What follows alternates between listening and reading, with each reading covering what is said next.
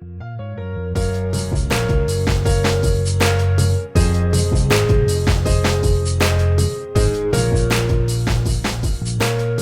everybody, and welcome again to the Real Collective podcast. I'm wearing basketball shorts. My name is Brendan McKeigan. With me, as always, is Sean Tasse. Sean, how are you, my friend?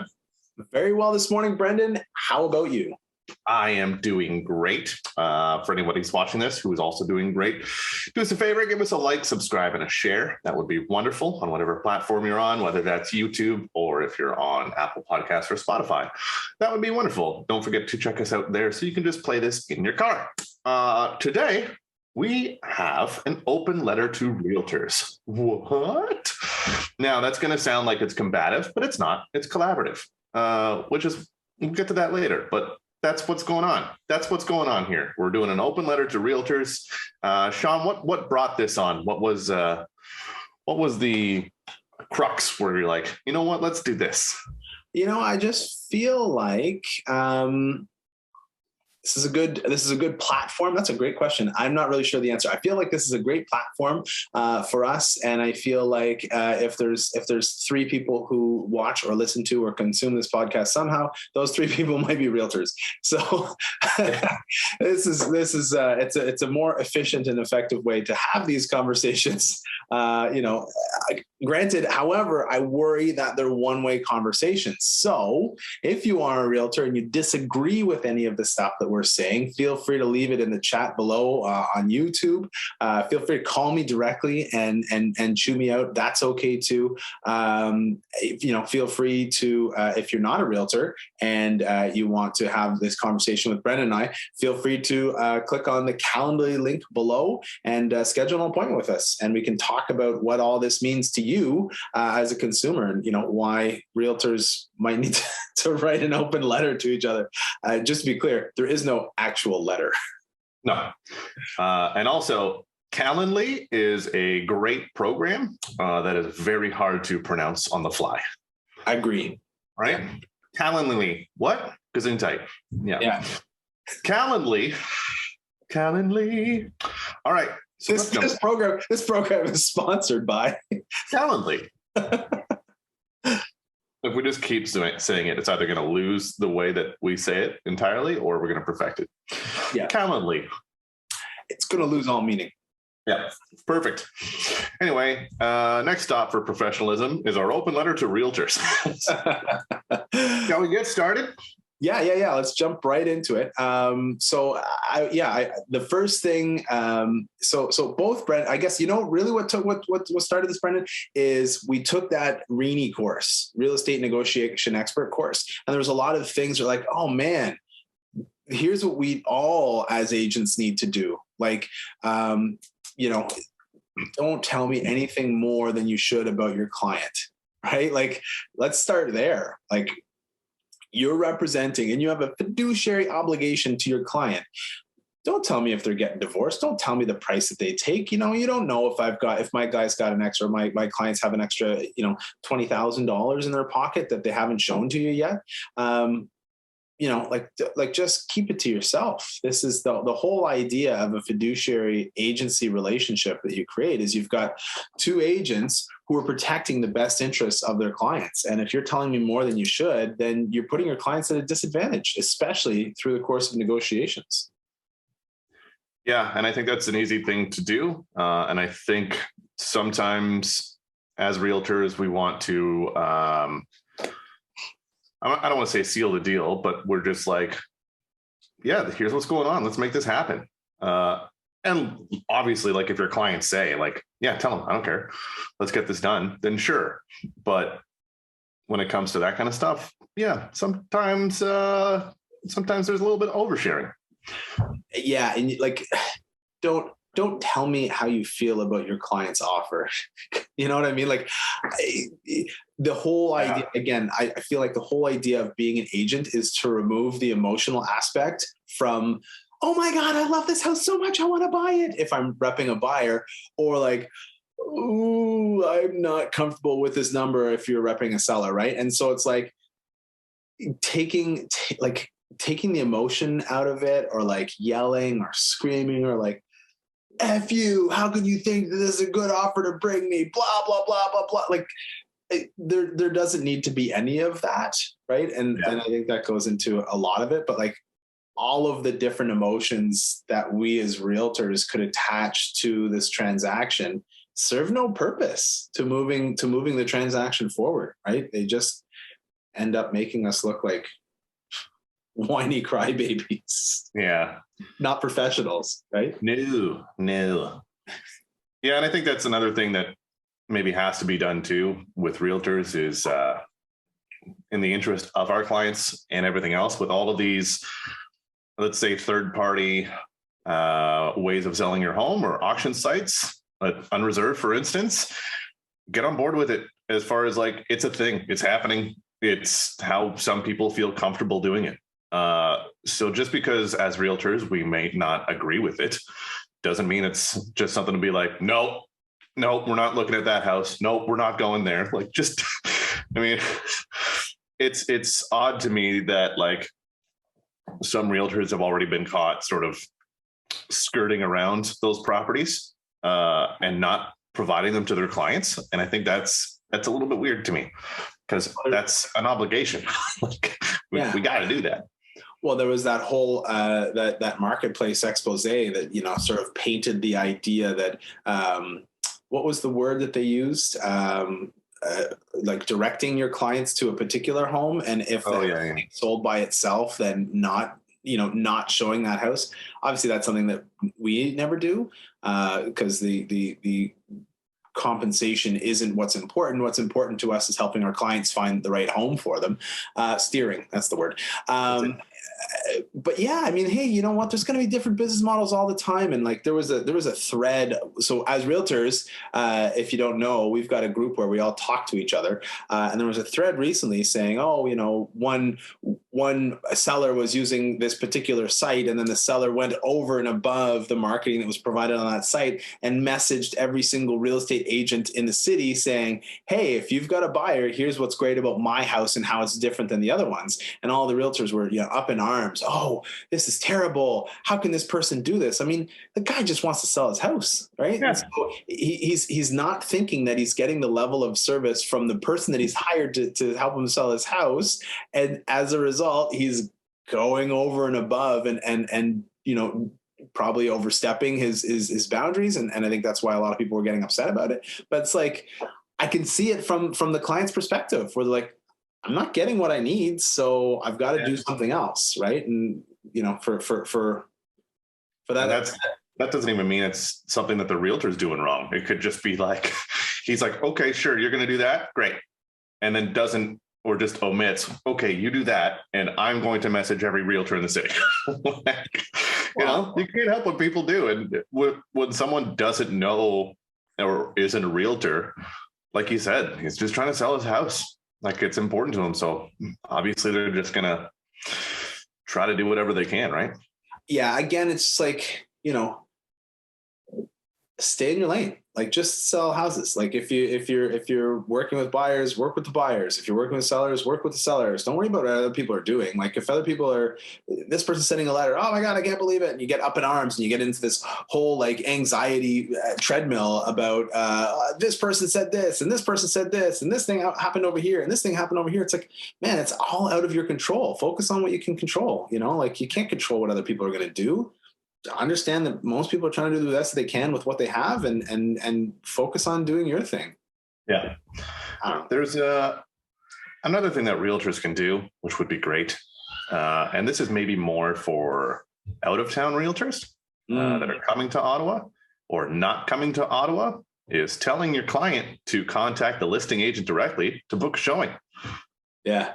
Yeah. Or telling your client what the lockbox code is and saying, yeah, I'm going to be there. What's the lockbox code? And just giving it to your client. Man, so many people have said that, like, oh, hey, you know, we've got a camera on the front of our door and we just saw 2 people, no agent, or we just saw, you know, and it's just like, oh, well, then the out of town agents just giving the lockbox code. That's a lot. That's, first of all, it's against the law. Yeah. Right? Like, that's not a thing that we're allowed to do. You will go to real estate jail. do not pass go, do not collect $200. Like, you're not supposed to do that. It's Yeah. And we keep saying out of town agents. I'm sure there's been in-town agents that have been like, well, I got something else to do, so here's a lockbox code. Yeah. Well, even on a home inspection. Even on a home inspection, right? Sometimes the agents will be like, yeah, okay, well, here you go in the house. Bye. I'll be back in, 2 hours. You can't do that. And I mean, there are a lot of, not a lot of, but certainly some groups in town where the business model is the buyer's agent tells the buyer to call the listing agent directly and go and see that house. And then, the listing agent goes and shows the house and then, turns around and winds up saying, oh, hey, I got an offer from this person that I showed the house to, what the heck? And of course, some people will say, oh, well, that's fine. It's different in Quebec. Whoever shows the house has the rights to write the offer for that property. So it's a little bit different. And again, for the general public, typically the way it goes is the agent who's representing the buyer will show the buyer the home, and the agent who represents the seller will, has already been to the home and will represent the seller. But it just rubs everybody the wrong way, right? Yeah, absolutely. And I mean, I don't know if there's something going on with some of these realtors that just kind of maybe get complacent, or maybe it's just ignorance and they don't know, but it's very bothersome when you're trying to do everything you should and then somebody else doesn't. And they contact a listing agent, they go for a showing, and then all of a sudden you do get that offer. I feel like there should be something where there's implied agency at that point. And maybe because you didn't screen them properly on the phone. But if they're like, hey, who's your agent? Oh, it's so-and-so. Great, done. But if you're not asking that question, then I don't want to say it's on you, because it's not. But do your due diligence. Do your due diligence, right? So yeah, and you know what? I'd say if you're not asking the question, it is a little bit on that listing agent. There's even some agents who I've seen on these agent chat groups that are now charging back to the buyer's agent a percentage of the fee to go and show that property if they go and show the property as like a deterrent. But it's like, why aren't you asking the question of, oh, well, who's your agent? It just I don't know. Yeah, I hear you. This is such like a soft letter. It's not as spicy as maybe it could. No. Speaking of soft, the other thing that all realtors need to do, and I'm coming for you, is just use a regular mechanical lockbox or an iBox, please. We don't need these spinners that have the alpha spinners, or the ones that have like 9 different things. Like, we're not trying to steal the Declaration of Independence. Okay, this isn't the Da Vinci Code. Calm down. We're just trying to show the home. Give us 4 digits or an iBox. Come on. Yeah. If I wanted to go to an escape room. Winter. Yeah. Especially in the winter when you're sitting there with your fingers in -30 trying to like work this lockbox, and you're like, oh God. You need those. Yeah, you're right. It is like a bad escape room. Yeah. And you need those. It's like an entrance room. It's like an entrance room. You're trying to break into it. Yeah. You break into it. You're like, oh, I'm just in the next room. Oh, I'm just in the house now. I thought we were out. No, you're just in the next part of the escape room. You get to do it again when you have to lock the key in. Yeah. Why is this alphanumeric? You need in the winter. You need those smoker gloves with the one little glove over the thumb so you can. Yeah. Yeah, those are thankfully, I was going to say I haven't seen them in a long time, but I also haven't been to a lot of houses over the course of the last 2 or 3 years. So I don't know if you've seen them recently, but I haven't seen them in probably 3 or 4 years. Thankfully. I definitely had one over the winter, at least. You know what the other throwback is? Because like, if you don't know, if you're like a regular person watching this, if you don't know, you have to do it like you did a high school lock, where it's like 2 times to the right, 1 time to the left, and and just like 0 times to the right again. It's so weird, and they always are like the agent's initials. Maybe I shouldn't say that. Well. Sometimes it's that, or sometimes it's like some dumb 3-letter word. Yeah. Dog. Bog. Yeah. Dog. Yeah. We just run off 3-letter words for the rest. You know of what? I don't mind saying that it's usually the agent's initials, because maybe some agents will hear that like, uh-oh, better get a real lockbox. Right. Yeah. Yeah, absolutely. And again, you're protecting somebody's like, $100,000, multi-$100,000, $1 million investment. And you're like, well, just, I'm my initials. That's fine. Yeah. Real. And on a mechanical lockbox, I'm just going to throw it out there. I might or might not have been guilty of this in the past. Putting your birth year as the spinner code on your mechanical lockbox. Yeah. Probably not a great idea either. Just saying. Yeah. Yeah. There's a lot of that. Open letter to myself. There you go. All right. You know what? That's a good spot for a break. I think we'll take a little break. We'll come back. We'll keep this going. Yeah. But we'll also make sure that we'll talk about some good things to keep doing. It's not just going to be like negative hits over and over. We'll dive into some good stuff. Yeah, for sure. So we'll do that. In the meantime, book with us below on the Calendly links. Like, subscribe, and share, and find us on Apple Podcasts and Spotify. And we'll be right back after this word from a sponsor. This episode of the Real Collective podcast is brought to you by Real Collective. Real Collective brings together best-in-class real estate agents and collective experts in the field to deliver the best possible service to our clients. We govern ourselves with honesty, open-mindedness, and compassion. With diverse skill sets, our agents are able to better serve a wide array of clients, including first-time buyers, first-time sellers, transferees, estate sales, investors, and rural, vacation, and luxury properties. Authenticity and transparency are pillars of our process, which allows us to put our clients at the center of everything we do. Our years of experience and knowledge allow us to deliver prestigious service and optimal results. If you are interested in buying or selling your home, contact us today at realcollective.ca. Welcome back, everybody. The second half of the Real Collective podcast. I'm still Brendan McKeigan. I'm still wearing basketball shorts. Again, you know all the stuff, guys. Like, subscribe, and share. Find us on Apple Podcasts and Spotify. That'd be great. If you want to talk to us, book a link down there below. Losing my words, guys. Losing my words. In the Calendly, I was focused too hard on saying Calendly properly. So book us in the Calendly link below and have your own time with us, where you can talk about real estate or whatever you need. Whatever you need. Maybe you want to talk about Game of Thrones. I never watched it, but whatever.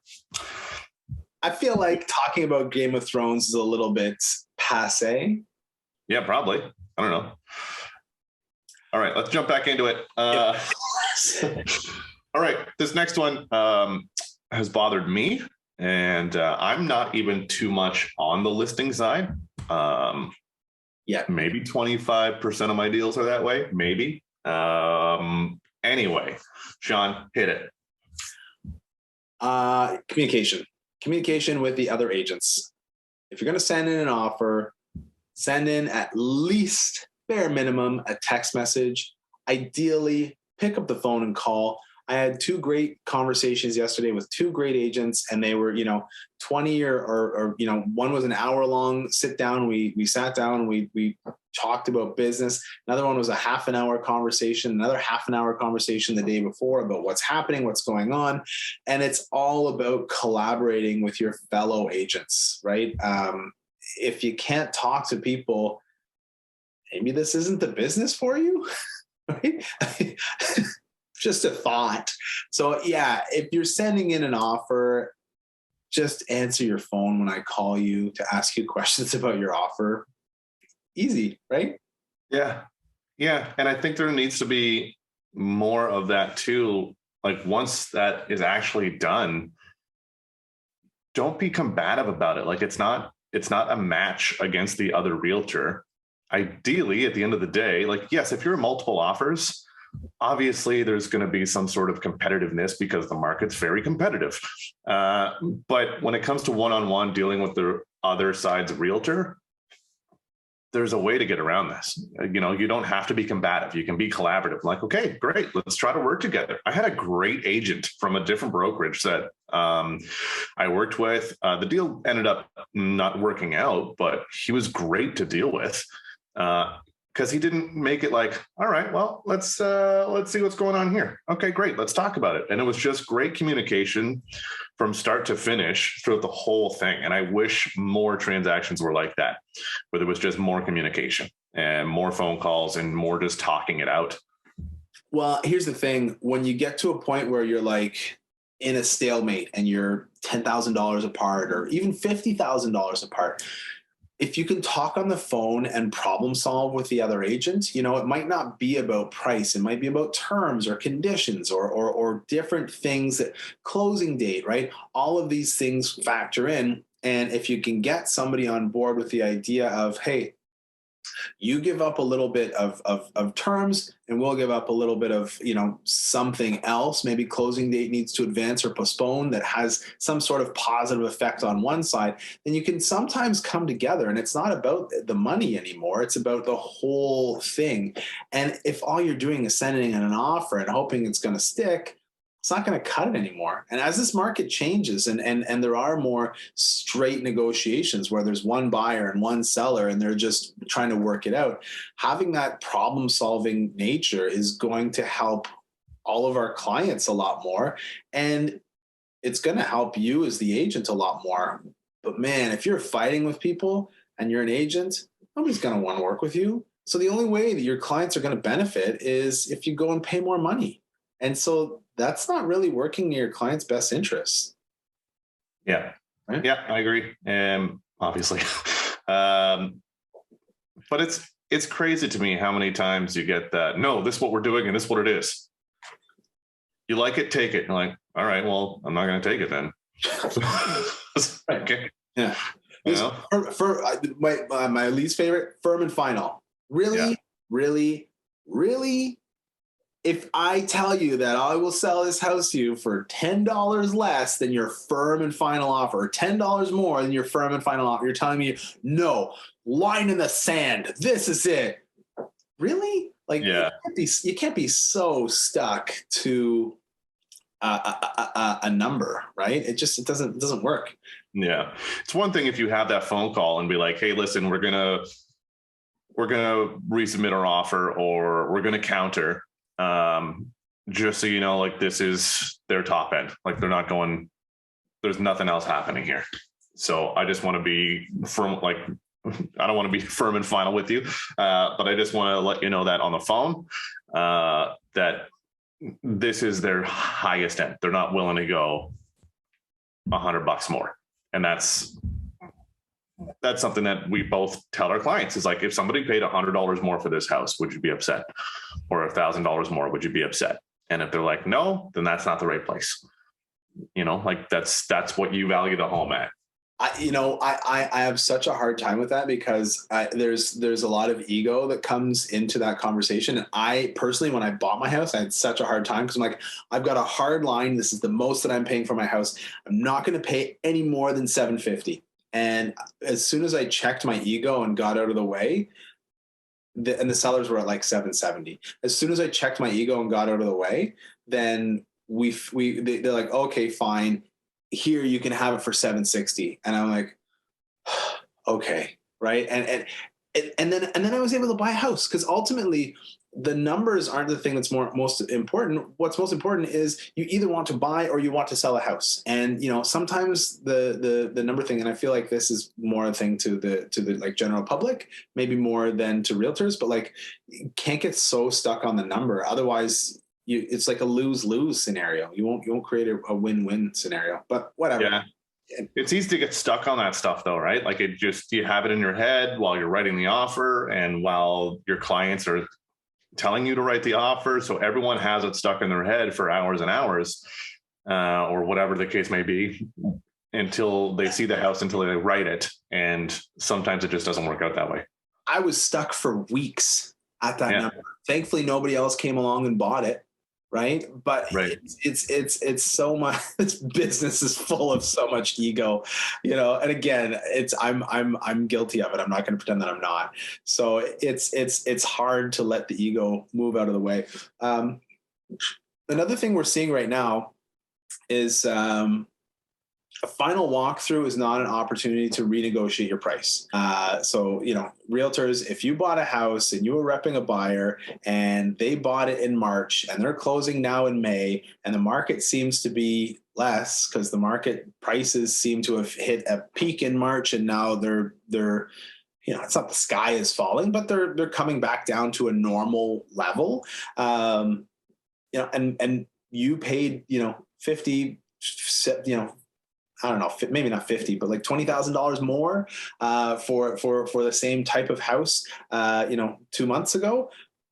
You don't get $20,000 off because you find a scratch on the floor on your final walkthrough. That's not how it works, right? Yeah. It's the negotiation is done, right? Yeah, unless something is like, hey, your fridge is broken. Okay.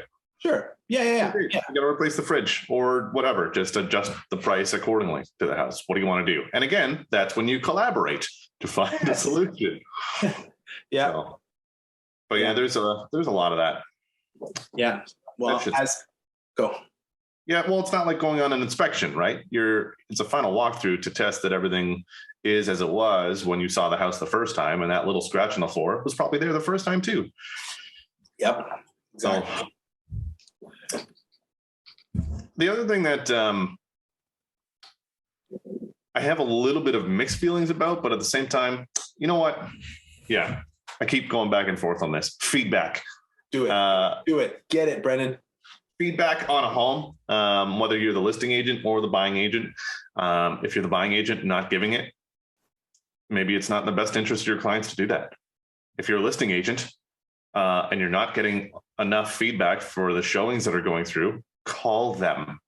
Don't rely on just the showing time app to be like, oh, that's weird. They got sent the auto reminder to fill out the feedback. Just give them a quick call. And I mean, everyone's been guilty of it. I've had listing agents call me and like, hey, listen, you showed this. What'd you think? They're thinking about it, but it's probably going to be more to the other side and of no, or whatever it happens to be. But it's I can't see giving feedback for a place that your clients are actually interested in or really interested in, especially when it comes to like a preemptive offer, being a good idea. Because if you put that in there, like, yeah, clients love it. They're going to accept, they're talking about doing a preemptive offer. Great. So now as the listing agent, you're calling everybody else and like, hey, I might have a preemptive offer coming. Now that you've put yourself at a disadvantage of getting into possible multiple offers because you gave feedback. So, you just want it to be vague and like, yes, house is nice. Best of luck for a quick sale. That's my classic feedback line. I think I know what the issue is. And I think that a lot of agents have a hard time giving negative feedback because, like when I'm calling for offers on offer day, I'm calling around and I'm saying like, oh, hey, are you going to submit an offer? And the agents are like, oh, probably not today. I'm like, well, today is offer day. So like, there's not a chance for tomorrow, we're thinking about it, but it might not be. Well, just tell me the truth, right? If you don't like it, tell me the truth. Tell me why. Tell me which one you like more, and just be honest about it. I love honest, critical feedback. I think that really helps. If you're gonna give feedback because you don't like the house, tell me what you don't like about it, and tell me which other house your clients likes more, and that really helps me because then I can go and look at those other houses and say, oh, okay, cool. So if you're a buyer agent and you're not going to buy the house and you want to give feedback, that's the best way I think that you can do it from a listing agent's point of view. Tell me what your clients didn't specifically like about the house. And look, it could be something about the house that we have no control over.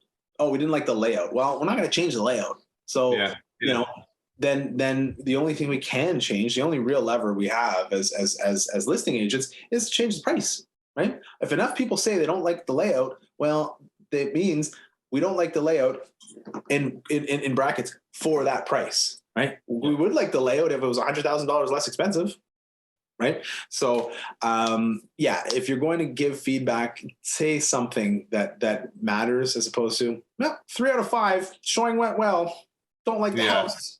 Okay. They're going to pass. Okay. Yeah. And you hit the nail on the head is if you're working with a buyer and you are interested in the property, you might not want to give up too much information, right? So that might be a part of the reason why the feedback that we see coming through is like, I'm not going to send you feedback. Yeah. And I mean, I just went through the process of selling my own house, and we didn't get a whole lot of feedback from the showings, and putting the owner cap down and putting on the realtor cap, I'm like, well, yeah, that's what I do for my buyers too. Like, if it's not going to make sense for them, then why would I do that? You get people who maybe will weed it out through the feedback of like, not the right fit. I'm like, okay. Like, somebody said that it was too loud, which has never been a thing that I've ever heard about our house or this street. I'm like, okay, well, if that's, but that their perception is their reality, right? So I'm like, well, I can't change that. Can't go stand out on the road at like 2 streets over. I'm like, shh.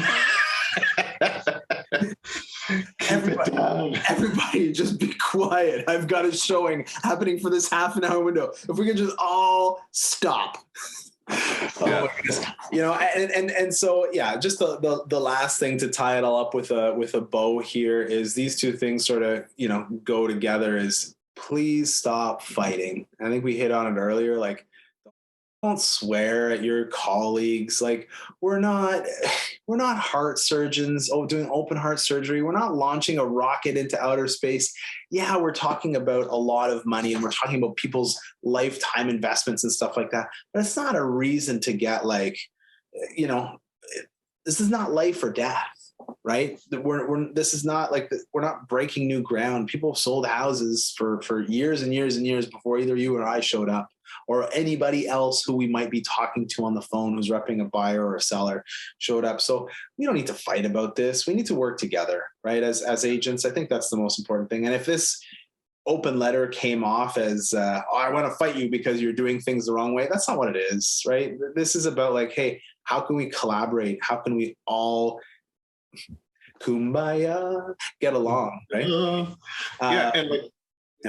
To this list, I know a lot of it is like, please stop doing this. Please stop doing this. But there's also a lot of things that are like, please keep doing this. Like, please keep calling. Please, throughout the whole process, like, please keep doing that. Please keep having proper showing instructions. Like those kind of simple things, or maybe things that some realtors don't think about when they have a listing or when they're working with buyers. Like, please just keep us in the loop. Think about it. Like I've got somebody who has a couple of walkthroughs because they want to do renovations, and some of the walkthroughs have been a little bit difficult to plan just with the homeowner. So it's just about working together to find it. And the first time was like, okay, well, we get them. So like, give us this.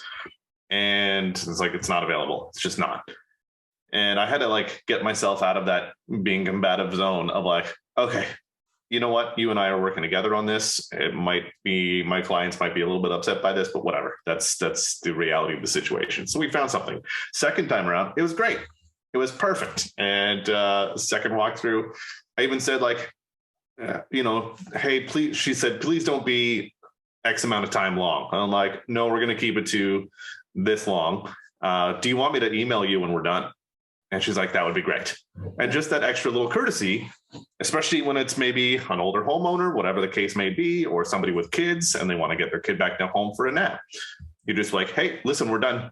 We're out of the house. So you can come right home now.